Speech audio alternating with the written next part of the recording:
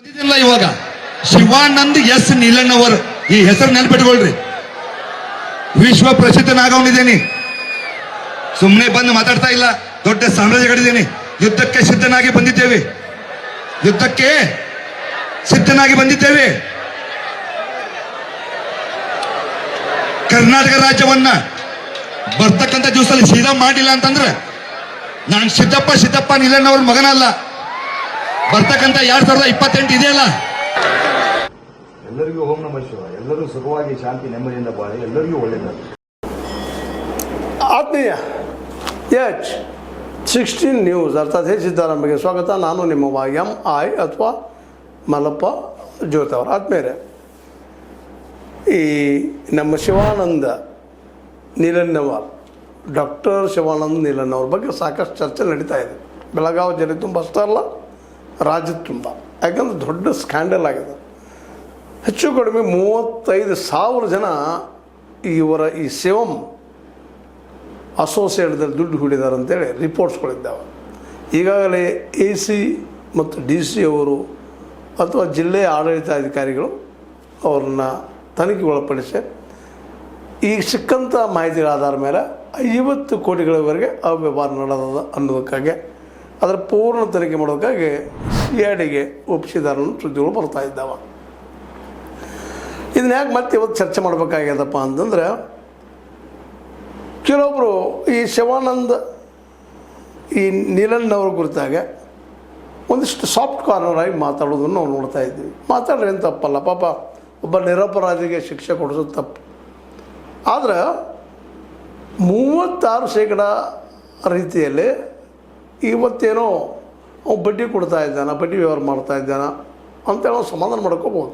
ಯಾಕೆ ಇಲ್ಲಿವರೆಗೆ ಕಂಪ್ಲೇಂಟ್ಸ್ ಯಾರು ಮಾಡಿಲ್ಲ. ಸ್ವತಂತ್ರವಾದ ಮೀಡಿಯಾಗೆ ಬೇಕಾಗಿರುವುದು ಸ್ವತಂತ್ರ ಧ್ವನಿ. ಆ ಸ್ವತಂತ್ರ ಧ್ವನಿ ಉಳಿಸಲು ನೀವು ಮಾಡಬೇಕಾದದ್ದು ಇಷ್ಟೇ. ಅದೇನಪ್ಪಾ ಅಂತಂತಂದ್ರೆ, ನಿಮ್ಮ ಕೈಲಾದಷ್ಟು ಸಹಾಯ ಈ ಚಾನಲ್ಗೆ ಮಾಡಿ ಹಾಗೂ ನಿಮ್ಮ ಧ್ವನಿಯನ್ನು ಕಾಪಾಡಿಕೊಳ್ಳಿ. ನಮ್ಮ ಮೀಡಿಯಾದವರು ಅಥವಾ ಇನ್ನುಳಿದವರು ಅವೇನು ಮಾಡ್ತಾ ಇದ್ದಾನೆ, ನಾಳೆ ಏನಾಗಬಹುದು ಭವಿಷ್ಯದಲ್ಲೇ, ಎಲ್ಲರಿಗೂ ಭಯ ಸಾಮಾಜಿಕವಾಗಿ. ಆ ನೆಲೆಯಲ್ಲೇ ಇವರು ಮಾಡುವಂಥ ಅದರಲ್ಲೂ ಕೆಲವೊಂದು ಭಾಷಣ ಅಂತೂ ಅವರು ನೀವು ಕೇಳಿದ್ದೀರಿ. ಈಗಾಗಲೇ 15,000 ಬಂದೂಕುಗಳು ಅನ್ನುವಂಥ ಮಾತು ಪ್ರಯೋಗ ಮಾಡೋದು, ನಾ 224 ಗೆಲ್ಬೋದು ಅನ್ನುವಂಥದ್ದು ಒಂದು ಏನೋ ವ್ಯತಿರೇಕದ ಮಾತಾಗಿರ್ಬೋದು, ಬೇಡ ನಿಜವಾಗಿಯೂ ಇರ್ಬೋದು. ಆ 15,000 ಬಂದೂಕುಗಳು ಎಲ್ಲಿ ಅನ್ನುವಂಥದ್ದು ಈಗ ದೊಡ್ಡ ಪ್ರಶ್ನೆ ಅದ. ಮತ್ತು ಅದು ಅದಕ್ಕಾಗಿ ಯಾರಿಗಾಗಿ ಯುದ್ಧ ಅನ್ನೋಂಥ ಮಾತು ಪ್ರಯೋಗ ಮಾಡ್ತಾ ಇದ್ದಾರೆ ತಮ್ಮ ಭಾಷಣದಲ್ಲೇ. ಯಾರು ವಿರುದ್ಧ ಯುದ್ಧಕ್ಕೆ ಹೋಗ್ತಾ ಇದ್ದಾರೆ. ಆದರೆ ಇನ್ನೇನು ಇಲ್ಲಿವರೆಗೆ ಮಾತ್ರ ಈ ಹೂಡಿಕೆದಾರರಿಂದ ಅವ್ರ ಮೇಲೆ ಆರೋಪ ಬಂದಿಲ್ಲ ಅನ್ನೋದು ಅಷ್ಟೇ ಸತ್ಯದ. ಹಾಗೆ ತಿಳ್ಕೊಂಡು ಇವರು ಪ್ರಾಮಾಣಿಕರಂತೂ ಇಲ್ಲಿ ಸರ್ಟಿಫೈ ಮಾಡೋಕ್ಕೆ ಆಗೋದಿಲ್ಲ ಅಂತ. ಯಾಕಂದರೆ 36% ಬಡ್ಡಿಯನ್ನು 1 ಲಕ್ಷ ಹೂಡಿದರೆ ವರ್ಷಕ್ಕೆ 36,000 ರೂಪಾಯಿ ಕೊಡ್ತೀನಿ ಅಂತಂದ್ರೆ ಸಣ್ಣ ಅಮೌಂಟ್ ಅಲ್ಲ. ಇದರಲ್ಲಿ 2 ಮಾತಿಲ್ಲ. ಯಾಕಂದ್ರೆ 3 ಬಡ್ಡಿ ಪ್ರತಿ ತಿಂಗಳ ಅಂಥ ಉದ್ಯೋಗ ಏನು ಮಾಡ್ತಾ ಇದ್ದಾರೆ ಇವತ್ತು ಅಂದರೆ ಹೂಡಿಕೆ ಮಾಡ್ತಾ ಇದ್ದಾರೆ ಅಥವಾ ಲ್ಯಾಂಡದಲ್ಲಿ ಬಳಸ್ತಾ ಇದ್ದಾರೆ, ಮತ್ತೇನೋ ಮಾಡ್ತಾ ಇದ್ದಾರೆ, ಭೂಮಾಫಿಯಾ ಇದ್ದಾರೆ, ಏನು ಇದ್ರ ಬಗ್ಗೆ ಬರ್ತಾ ಇಲ್ಲ. ಆದರೆ ವಿಶೇಷವಾಗಿ ತಂದೆ ಸೈನಿಕ ಆಗಿದ್ದರು ಅಂತ ತಿಳ್ಕೊಂಡು ಅವರ ಸಹೋದರ ಒಬ್ಬ KBL ಅದೇ ನೆಲೆಯಲ್ಲಿ ನೌಕರಿಗೆ ಸೇರಿದ್ರು ಅನ್ನೋದನ್ನು ಬಿಟ್ಟರೆ ಅಂತ ಹೇಳಿಕೊಳ್ಳುವಂಥ ಶ್ರೀಮಂತ ಕುಟುಂಬವೂ ಇದಲ್ಲ. ನನಗೆ ಏನೇನೋ ಉದ್ಯೋಗ ಮಾಡಿದ್ದು, ಐಸ್ ಕ್ರೀಮ್ ಉದ್ಯೋಗ ಮಾಡಿದ್ದು, ಮತ್ತೇನು ಮಾಡಿದ್ದು, ಮುಂದೆ ರಿಕ್ಷಾ ಹೊಡೆದದ್ದು, ಇಂಥವೇನೋ ಅವ್ರ ಬಗ್ಗೆ ಒಂದಿಷ್ಟು ಮಾತುಗಳು ಬರ್ತಾ ಇದ್ದಾವೆ. ಮತ್ತು ಓದಿದ್ದು PUC ಸೆಕೆಂಡ್ ಇಯರ್ ಓದಿದಾರಪ್ಪ ಅನ್ನೋಂಥ ಮಾತು. ಅದ್ರ ಮೇಲೆ ಇವತ್ತು ಡಾಕ್ಟರ್ ಶಿವಾನಂದ ಹಾಕ್ಕೊಂಡಿದ್ದಾರೆ ಅನ್ನೋದು ನಾವು ಮಾತಾಡ್ತಾ ಇರ್ತೀವಿ. ಮೇಲೆ ಹೆಂಗೆ ಬಂತು ಡಾಕ್ಟರ್ಕಿ ಅನ್ನೋದು ನಮಗೆ ಗೊತ್ತಿಲ್ಲ. ಬಟ್ ಅದು ಆ ರೀತಿ ಅವ್ರು ತಮ್ಮನ್ನು ತಾವು ಪ್ರತಿಬಿಂಬಿಸ್ಕೊಂಡಿದ್ದರು, ಬೆನ್ನೈಸ್ಕೊಂಡಿದ್ದರು. 2011ರಲ್ಲಿ ಶಿವಂ ಅಸೋಸಿಯೇಟ್ಸ್ ಸ್ಟಾರ್ಟ್ ಆಗ್ತದೆ. ಅದರ ನಂತರದಲ್ಲಿ ಇದು ಈ ರೀತಿಯಾಗಿ ಇವತ್ತು ಸಹಜವಾಗಿ ಲೆಕ್ಕ ಹಾಕಿದ್ರು 1 ಲಕ್ಷ ರೂಪಾಯಿ ಹಿಡಿದ್ರು ಸಹಿತ 35,000 ಜನರದು 4,500,000 ಕೋಟಿ ರೂಪಾಯಿ ಉರುಳಿದ್ದಾವಪ್ಪ ಅನ್ನುವಂಥ ಮಾತುಗಳು. ಇದೇ ಇನ್ನೊಂದು ಮುಂದಿನ ದಿನಗಳು ಇವತ್ತಿನ ಲಕ್ಷದಲ್ಲಿ ವ್ಯವಹಾರ, ನಾಳೆ ಕೋಟಿಗಳಲ್ಲಿ ವ್ಯವಹಾರ ಆಗಿ ಒಮ್ಮೆಲೆ ಕೈ ಎತ್ತಿಬಿಟ್ಟು ಎಲ್ಲರಿಗೂ ವಾಪಸ್ ಮಾಡಲಿಕ್ಕೆ ಆಗದೇ ಇದ್ದಾಗ, ಯಾಕಂದ್ರೆ ವರ್ಷಕ್ಕೆ 1 ಲಕ್ಷಕ್ಕೆ 36,000ದಾಗ 1 ಕೋಟಿಗೆ ಎಷ್ಟಾಯಿತು? ಇವೆಲ್ಲ ನಾಳೆ ದುಡ್ಡು ಭಾಳಷ್ಟು ಕೂಡಿದಾಗ ಮರಳಿಸ್ಲಿಕ್ಕೆ ಆಗದೆ ಹೋದಾಗ ಸಮಾಜದಲ್ಲಿ ಒಂದು ದೊಡ್ಡ ಏನಪ್ಪ ಅಂತಂದ್ರೆ ಒಂದು ಅವ್ಯವಹಾರದ ಘಟನೆ ಆಗುವ ಸಾಧ್ಯತೆಗಳಿದ್ದಾವೆ. ಇಂಥವು ಅನೇಕ ಆಗಿದ್ದಾವಿಲ್ಲ. ಅದರಲ್ಲೂ ನಾವು ನೋಡಿದ್ದೀವಿ, ಬಡ್ಡಿ ವ್ಯವಹಾರ ಆಗಿರ್ಬೋದು ಅಥವಾ ಈ ಒಂದು ಇನ್ನೊಂದು ನಮ್ಮಲ್ಲಿಲ್ಲ ಈ ವಿಶೇಷವಾಗಿ ನಮ್ಮ ಷೇರು ಮಾರ್ಕೆಟ್ ದುಡ್ಡು ಹೇಗೆ ಲಾಭ ಆಗ್ತದೆ, ಶೇರ್ ಏರಿಳಿತ ಬಗ್ಗೆ ಅಭ್ಯಾಸ ಮಾಡಿದಿರೋದು, ಅದಕ್ಕೂ ಸಾಕಷ್ಟು ಜನ ಬಲಿ ಆದವ್ರು ನಾವು ನೋಡಿದ್ದೀವಿ. ಹಾಗೆ ಈ ದುಡ್ಡನ್ನು ತೆಗೆದುಕೊಂಡು ಹೋಗಿ ಎಲ್ಲೋ ಹಾಕಿ ಹೂಡಿಕೆ ಮಾಡಿ ಈ ವ್ಯಕ್ತಿ ದಿವಾಳಿ ಅಂದರೆ ಹಿಡಿದು ಯಾರನ್ನು. ಯಾಕಂದರೆ ಭಾಳಷ್ಟು ಜನ ತಮ್ಮ ಜೀವಿತದ ದುಡ್ಡನ್ನು ಪಂಪ ವಸತಿ ತಮ್ಗೆ ಬೇಕಂತ ಇಟ್ಕೊಂಡಿರ್ತಾರೆ, 10 ಲಕ್ಷ 20 ಲಕ್ಷ ಎಷ್ಟೋ. ಆ ಬಂದು ದುಡ್ಡನ್ನು ನಾಳೆ ಇವರಲ್ಲಿ ಹೂಡೆ ಇವು ಎಲ್ಲೋ ಹೋಗಿಬಿಟ್ಟಪ್ಪ ಅಂದ್ರೆ ಅವ್ರ ಗತಿ ಏನು? ಇವೆಲ್ಲ ಲೆಕ್ಕಾಚಾರ ಇವತ್ತು ಅವ್ರು ತನಿಖೆ ಮಾಡ್ತಾ ಇರೋದು ಯಥಾ ಯೋಗ್ಯದ. ಮಾಡಲಿ, ಅವ್ರು ಒಳ್ಳೇದು ಕೊಡಲಿ, ಯಾರಿಗೂ ಬೇಡ ಆಗ್ಯದ.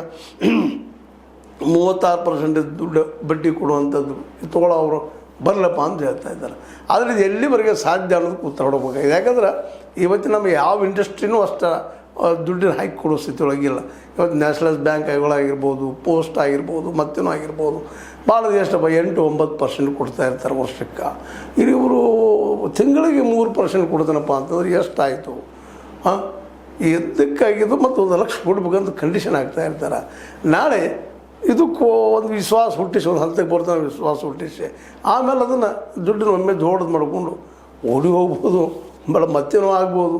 ಈ ದಿಶೆಯಲ್ಲೇ ಈಗ ತೆಗೆದುಕೊಂಡಂಥ ಪ್ರಿಕಾಷನ್ ಅಂತೀವಿ ನಾವು. ಇದಕ್ಕೆ ನಮ್ಮ ಜಿಲ್ಲಾ ಆಡಳಿತ ತೆಗೆದುಕೊಂಡಿದ್ದು. ಅದಕ್ಕೆ ಕೆಲವು ಮಾಧ್ಯಮಗಳು, ಅದರಲ್ಲಿ ಮುಖ್ಯವಾಗಿ ನಾನು ಮೇಲೆ ಹೇಳುವಂಥದ್ದು ಒಂದು ಇಬ್ಬರು ನಮ್ಮ ಬೆಳಗಾವಿ ಜಿಲ್ಲೆ ಮಾಧ್ಯಮದಾರರು, ಪಾಪಗೌಡ ಪಾಟೀಲರು, ಇನ್ನೊಬ್ಬರು ನಮ್ಮ ಏನಪ್ಪ ಅಂತಂದ್ರೆ ಭಾಮನಿಯವರು, ಸದಾನಂದ ಭಾಮನಿಯವರು, ಇಂಥ ಕೆಲವು ಜನ ಪ್ರಾಮಾಣಿಕ ಪ್ರಯತ್ನ ಮಾಡಿದ್ರಿಂದಾಗಿ ಇವತ್ತು ಅವ್ರ ಬಂಧನ ಆಗ್ಯದ, ಎನ್ಕ್ವೈರಿ ನಡೀತಾ ಇದೆ.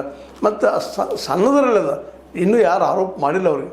ಅವ್ರ ದುಡ್ಡು ಅವ್ರಿಗೆ ವಾಪಸ್ ಆಯ್ತಪ್ಪ ಅಂದ್ರೆ ಪಾಪ ಅವ್ರು ಬೇಕಾದ ಮಾಡ್ಕೊಳ್ಳಿ. ಇಲ್ಲ ಅವ್ರು 36% ಕೊಡುವಂಗಿತ್ತಪ್ಪ ಅಂತಂದ್ರೆ ಮತ್ತು ಇನ್ನೊಂದು ಏನಪ್ಪ, ಇದು ರಿಜಿಸ್ಟರ್ಡ್ ಬಾಡಿ ಅಲ್ಲ, ಎಲ್ಲೂ ರಿಜಿಸ್ಟರ್ ಆಗಿಲ್ಲ ಅನ್ನೋದು ಒಂದು ಆರೋಪಗಳಿದ್ದಾವೆ. ಒಟ್ಟಾರೆಯಾಗಿ ಈ ದುಡ್ಡು ಅವರು ಕೂಡಿಸೋದಕ್ಕೆ ಯಾರಿಂದೂ ಒಪ್ಪಿಗೆ ಅದು ಪರ್ಮಿಷನ್ ಸಿಕ್ಕಿಲ್ಲ, ತೊಗೊಂಡಿಲ್ಲ ಇವರು ಯಾವುದೇ ದೃಷ್ಟಿ ಇಟ್ಕೊಂಡು. ಆ ಎಲ್ಲ ನೆಲೆಗಟ್ಟಿನಲ್ಲೇ ಇವತ್ತು ನಮ್ಮ ಜಿಲ್ಲಾ ಆಡಳಿತದ್ದು ಅವ್ರನ್ನ ಇವತ್ತು ಬಂಧಿಸಿ ಎನ್ಕ್ವೈರಿ ಹಂತಕ್ಕೆ ತಂದು ನಿಲ್ಲಿಸಿದ್ದಾರೆ. ಮತ್ತು ಎನ್ಕ್ವೈರಿಯಲ್ಲಿ ಏನು ಕೇಳಿದ್ರು ಓಂ ನಮಃ ಶಿವಾಯ, ಓಂ ನಮಃ ಶಿವಾಯ ಅಂತ ಹೇಳ್ತಾ ಇದ್ದಾರಂತೆ.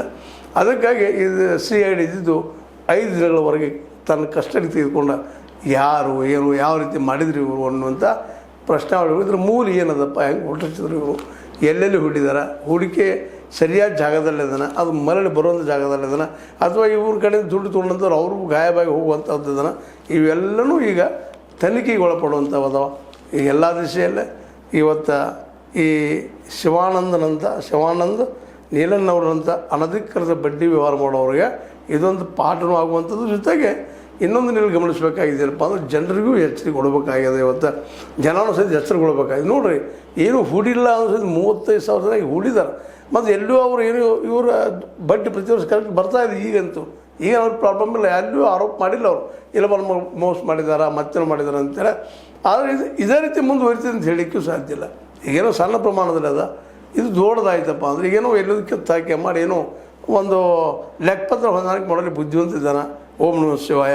ಹೀಗಾಗಿ ನಂತರ ಒಂದು ದೊಡ್ಡ ಅಮೌಂಟ್ ಮಾಡಿಕೊಂಡು ಎಲ್ಲ ತೊಗೊಂಡು ಹೋದ ಮತ್ತು ಎಲ್ಲರಿಗೂ ಓಂ ನಮಃ ಶಿವಾಯ ಅಂತಿದ್ರೆ ಏನು ಮಾಡೋ ಪ್ರಸಂಗ ಬರ್ತಿತ್ತು ಅನ್ನೋದು ಒಂದು ದೊಡ್ಡ ಪ್ರಶ್ನೆ ಅದ. ಏನೋ ಇರಲಿ.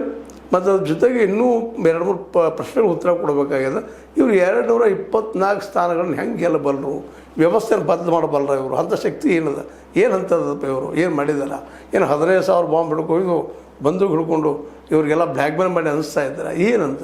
ಯಾಕಂದರೆ ಪ್ರಜಾಪ್ರಭುತ್ವ ವ್ಯವಸ್ಥೆ ಇಂಥ ಮಾತುಗಳೇನಪ್ಪ ಅಂದ್ರೆ ಈ ನಾವು ಹಾಕಿಕೊಂಡಂಥ ವ್ಯವಸ್ಥೆಗೆ ವಿರುದ್ಧವಾದಂಥ ಮಾತುಗಳಾಗೋದ್ರಿಂದಾಗಿ ಅವುಗಳ ಬಗ್ಗೆಯೂ ಸಹಿತ ಇವತ್ತು ತನಿಖೆ ಆಗಲೇಬೇಕಾಗಿದೆ.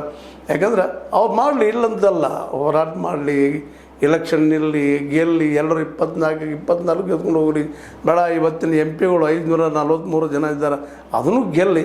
ಆದರೆ ಗೆಲ್ಲೋದು ಈ ಒಂದು ಬಡ್ಡಿ ವ್ಯವಹಾರದಿಂದನೋ ಯಾವ ದುಡ್ಡಿನಿಂದನೋ ಏನೋ ಎಂತೋ ದುಡ್ಡು ಹಂಚು ಅದು ಮತ್ತೇನು ಮಾಡಿ ಅನ್ನೋದು ಸಹಿತ ಇವತ್ತು ಜನರಿಗೆ ತಿಳಿಸಿ ಹೇಳಬೇಕಾಗಿದೆ. ಯಾಕಂದ್ರೆ ಇವತ್ತು ಜನನೂ ಇವ್ರು ನಂಬಬೇಕಾಗ್ತದೆ. ಈಗಂತೂ ನಂಬಿದ್ದಾರೆ ಅವರು, ಇಲ್ಲಿಯವ್ರಿಗೆ ಕಂಪ್ಲೇಂಟ್ ಇಲ್ಲ, ಅವ್ರ ಮೇಲೆ ವಿಶ್ವಾಸ ಅದ. ಬಡ್ಡಿ ಕೊಡ್ತಾರಪ್ಪ ಅವರು 36% ನಮ್ಗೆ ವರ್ಷಕ್ಕೆ 1 ಲಕ್ಷ ಹಾಕಿದ್ರೆ 36,000 ರೂಪಾಯಿ ಪ್ರತಿ ವರ್ಷ ಬರ್ತಾವೆ ನಮಗೆ ಅನ್ನೋಂಥ ಭರವಸೆ ಭಾಳ ಜನರು ಈಗಂತ ಅದ. ಅದಕ್ಕಾಗಿ ಅವ್ರು ಯಾರೂ ಕಂಪ್ಲೇಂಟ್ ಮಾಡಿಲ್ಲ. ಇನ್ನು ಮುಂದೆ ಇದು ಉಳಿತಿದ್ದೆ ಅನ್ನೋ ಗ್ಯಾರಂಟಿ ಇಲ್ಲ. ಯಾಕಪ್ಪ ಅಂದ್ರೆ ಕೋಟಿ ಇರಲಿ ಆದಾಗ 1 ಕೋಟಿ ಆದಾಗ 36 ಲಕ್ಷ ಬಡ್ಡಿ ಕೊಡುವಂಥ ಪ್ರಸಂಗ ಬಂದಾಗ ಆ ಕೋಟಿಗಳನ್ನ ತೊಗೊಂಡು ಕೋಟ್ ಹಾಕ್ಕೊಂಡು ಹೋಗಿಬಿಟ್ರೆ ಇವ್ರು ಏನು ಮಾಡಬೇಕಾಗಿತ್ತು, ನಮ್ಮ ಈ ಇನ್ವೆಸ್ಟರ್ಸ್ ದುಡ್ಡು ಹುಡುಗರ ಪರಿಸ್ಥಿತಿ ಏನಾಯಿತು ಅನ್ನೋದು. ಯಾಕಂದರೆ ಇವತ್ತು ಅನೇಕ ಸಹಕಾರ ಸಂಘಗಳು ಹಾಳಾಗ್ತಾ ಇದ್ದಾವೆ, ದಿವಾಳಿ ಹೇಳ್ತಾ ಇದ್ದಾವೆ, ನಾವು ನೋಡ್ತಾ ಇದ್ದೀವಿ. ಎಷ್ಟೋ ಜನರು ಪಾಪ ಅಲ್ಲಿ ತಮ್ಮ ಬದುಕಿನ ದುಡ್ಡನ್ನು ಹಾಕಿ ಕಳ್ಕೊಂಡಂಥವ್ರು ಇದ್ದಾರೆ.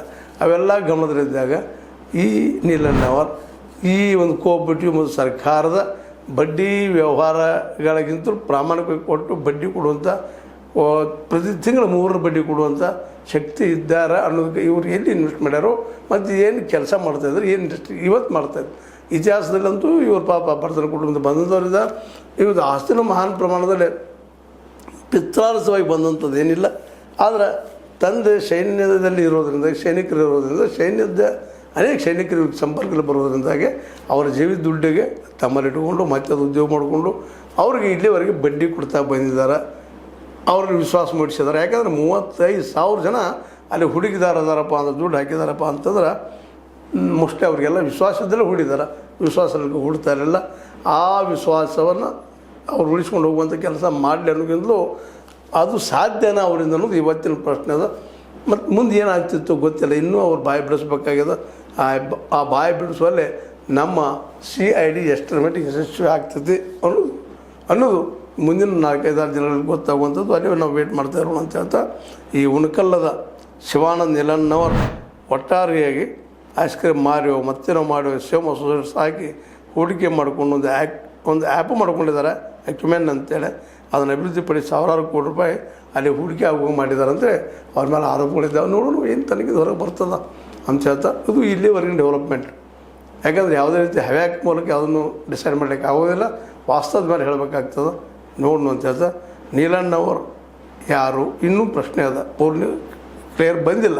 ಇತಿಹಾಸ ಬಗ್ಗೆ ಒಂದಿಷ್ಟು ಬಂದದ. ಆದರೆ ಇವತ್ತು ಏನದಾರ ಅವರು ಅನ್ನುವಂಥ ಸಹಿತ ಸ್ಪಷ್ಟ ಆಗಬೇಕಾಗಿದೆ ಅಂತ. ಇದು ನಿಮಗೆ ಲೈಕ್ ಆಗಿರ್ಬೋದು. ಲೈಕ್ ಮಾಡಿ ಶೇರ್ ಮಾಡಿ ಕಮೆಂಟ್ ಮಾಡಿ ಜೊತೆಗೆ ಸಬ್ಸ್ಕ್ರೈಬ್ ಅನ್ನಿಸ್ಬಿಟ್ಟು H16 ನ್ಯೂಸ್ ಅರ್ಥ ತಿಳಿಸ್ತಾರೆ ಅನ್ನೋದು ಸತ್ಯದ ಕೈಗಳಲ್ಲಿ ವಂದನೆಗಳು. ಆತ್ಮೀಯ ಸಾರ್ವಜನಿಕರಲ್ಲಿ H16 ಅರ್ಥಾತ್ ಸೀತಾರಾಮದಿಂದ ಒಂದು ಮನವಿ. ಈ ಸಂಸ್ಥೆ ಭ್ರಷ್ಟಾಚಾರ ಅನ್ಯಾಯ ಅತ್ಯಾಚಾರಗಳಿಂದ ನೊಂದವರ ವೇದಿಕೆ.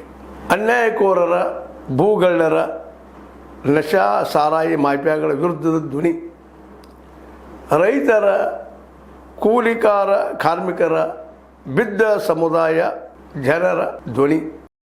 ಬೆಂಬಲವಾಗಿ ನಿಂತು ತನುಮನ ಧನದ ಸಹಾಯಕ್ಕೆ ಸಾರ್ವಜನಿಕರಲ್ಲಿ ಕೋರಿಕೆ. ದಾನದ ಸಹಾಯ ನೀಡಿ ಸ್ವಾತಂತ್ರ್ಯ ಪತ್ರಿಕೋದ್ಯಮ ಉಳಿಸಿ ಬೆಳೆಸಿ. ವಂದನೆಗಳು. ತಮ್ಮನ್ನೇ ನಂಬಿರುವ ಮಲ್ಲಪ್ಪ ಇ ಜೋತಾವರ್. ಈ ಕೆಳಗಿನ QR ಸ್ಕ್ಯಾನ್ ಮಾಡಿ ಅಥವಾ ಈ ನಂಬರ್ ಅಂದರೆ 7411402405ಗೆ ಇಲ್ಲ 9686864852ಗೆ ನೀವು ಫೋನ್ಪೇ ಮಾಡಿ, ಪೇಟಿಎಮ್ ಮಾಡಿ ಅಥವಾ ಇನ್ನಾವುದೇ ಮಾಧ್ಯಮದಿಂದ ಗೂಗಲ್ ಮೂಲಕ ಸಹಾಯ ಮಾಡಿ ಈ ಪ್ರಾಮಾಣಿಕ ಪತ್ರಿಕೋದ್ಯಮವನ್ನು ಉಳಿಸಿ ಅಂತ ಮತ್ತೊಮ್ಮೆ ಮನವಿ. ವಂದನೆಗಳು.